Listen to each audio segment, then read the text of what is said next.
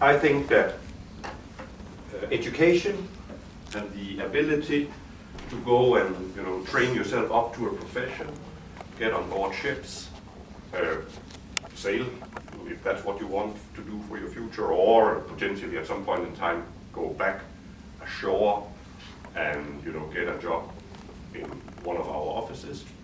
I think it's fantastic that you have chosen this way for your career and for your future. And I know that some of you will at some point in time say, no, I actually want to do something else and whatever, but some of you, I'm sure, will stay being seafarers and potentially office colleagues of ours.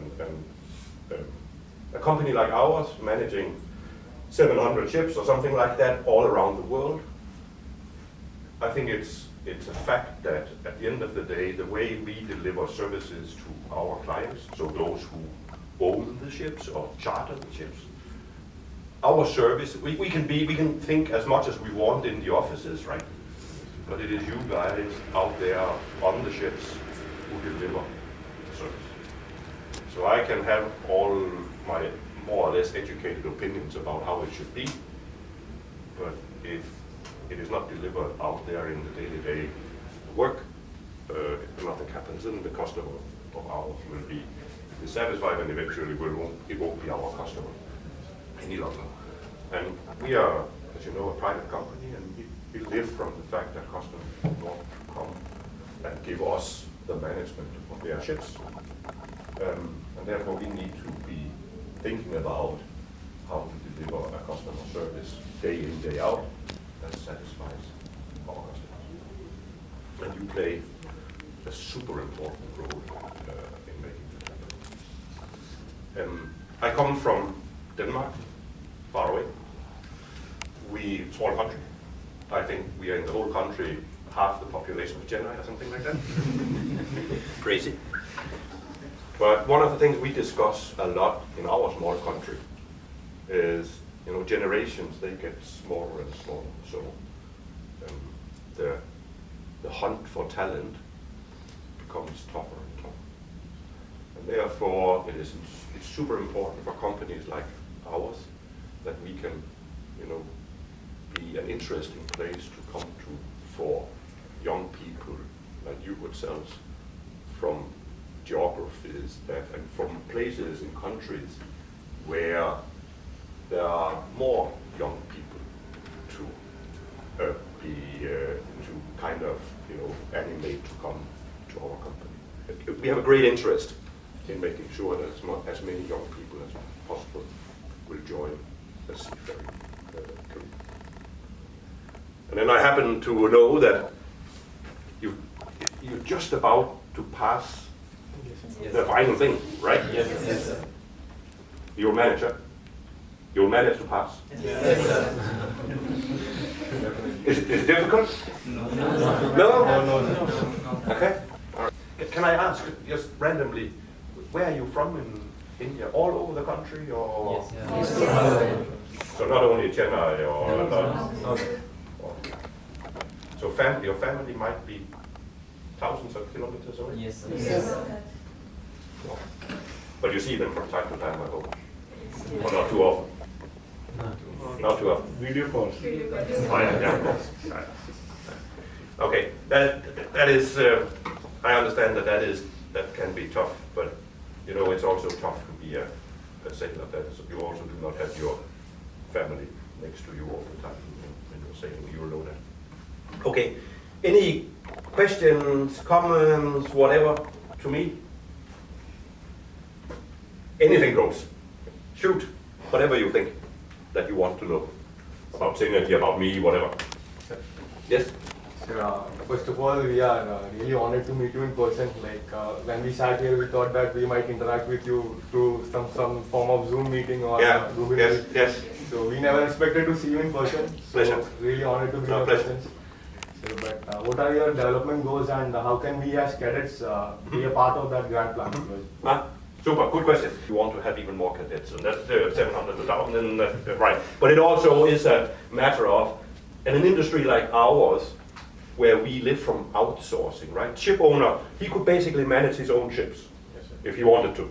But he says, no, I can't, I will not do that because I have too few ships. I go to ship manager who has much more ships. We can manage much more efficiently. That makes it necessary for us to always try to scale our business as much as we can. That's why I come into the picture. That you need to be a little bit more structured. You need to be a little bit more coordinated. You need to understand that when you start growing, you can let all people run in all different directions, and they create a lot of things, and then you kind of can grow, right? And you need to kind of pull that together and say, yeah, might have been good, but now we go this. And that is my role and my vision for Synergy. That is, we can grow, and we will grow from 700 to 1,000. But we need to do that a little bit more coordinated, a little bit more into a process-driven, and that's what I've done all of my life. I come from shipping as well. I'm a container shipping lineup guy that has worked with a container shipping company in Europe for the last 34 years. And we very much drove a global expansion based on a structured approach, geography by geography, etc., etc., etc. So that's the reason why I guess I've been asked to come. So that's one of my visions for. Anything else you want to ask me? Or yeah. So firstly, thank you for your precious time. Pleasure. So my question is that as cadets, how can we make sure that our training is aligning with the company's goals and expectations? When you get on board, then it's super important that we carry on with that work amongst those colleagues of yours that you would have out there, and that connection between the sailing staff and sailing colleagues and us back in office. And that's why we need to make sure that we get the alignment on what is our approach to safety, what is our approach to the way we work on board, what is our attitude to boys and girls, and all of these things. Anything else? Yeah. Thank you for this golden opportunity for engaging with us. So my question is that what were your views and the ideas that is for us seafarers who are going to be newly join the ship? What are your ideas and views for that? You know, I'm hampered by the fact that I'm not a sailor myself.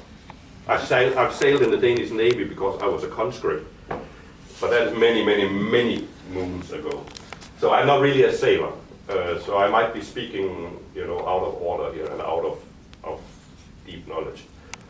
But I think I think that's generally speaking the truth, that when you are newly educated, you go out, and this in your case on board a ship, but when you join a company after education, you know, make sure that these are out here, you are widely open eyes, and just try to, you know, suck up as much of the real world as you can. Try to maneuver the space of older colleagues, younger colleagues, the real world.